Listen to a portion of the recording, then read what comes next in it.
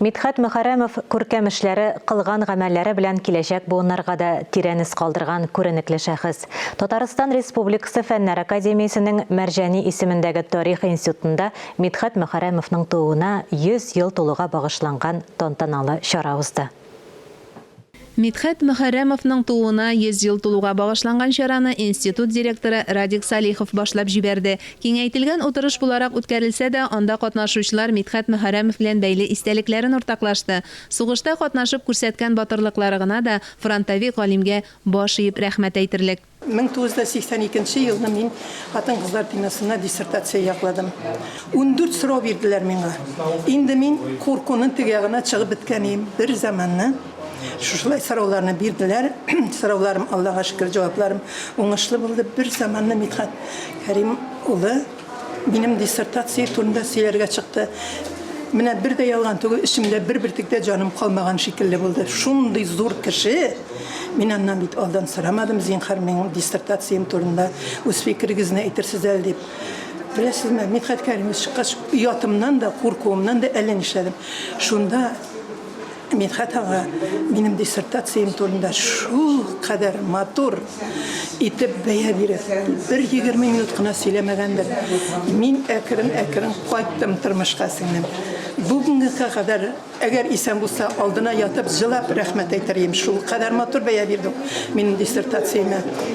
Утырышта төп докладны яңа тарих бүлегенең әйдәп баручы фәнни хезмәткәре Әлфия Галләмова ясады. Чыгыш ясаучылар билгеләп үткәнчә, Мидхәт Мөхәррәмов тоталитар система шартларында эшләгән һәм фән белән шөгыльләнгән галим. Шуңа да карамастан ул үз сүзен ишеттерә белгән. Алар фәнни хезмәтләр буларак иң төп саналган Мәскәү шәһәренең наука нәшриятында басылып чыккан. Утырыш барышында Мидхәт Мөхәррәмовның милли дәүләт төзелеше проблемалары буенча төп тикшеренүчеләрнең берсе булуы, Мулланур Вахитов, Камил Якупов кебек шәхесләребезне халыкка кайтаруда беренче адым ясавы, шулай ук гарәп имласында басылган татар газет журналларын чыганак буларак өйрәнүе аерым билгеләп үтелде. Менә мондый чаралар безнең татар тарихы, татар историографиясына нигез салган, аны үстергән кешеләрнең юбилейларын без инде даими уздырабыз. Чөнки өлкән буын остазларыбызның аларны искә алу безнең бурычыбыз дип саныйбыз. Киңәйтелгән утырышта Мидхәт Мөхәррәмов эшен дәвам итүче яңа буын һәм аның белән бергә бер чорда эшләгән галимнәр катнашты.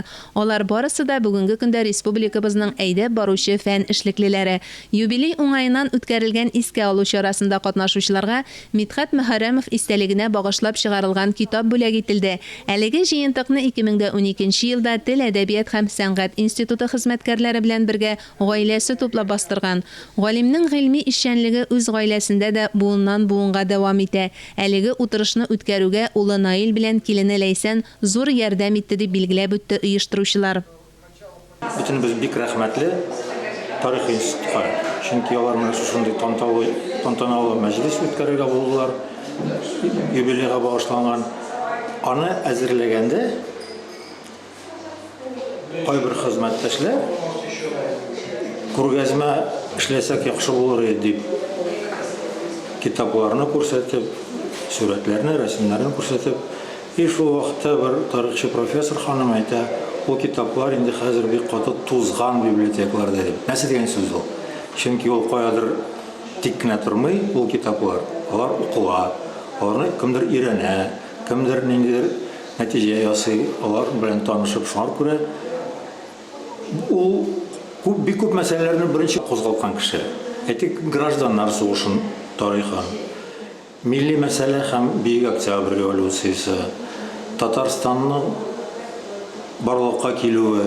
Шуңа күрә минемчә кызыккан кеше укырлар, киләчәк буыннарда китап тузып торалар китапханада, чөнки алар кулланыла.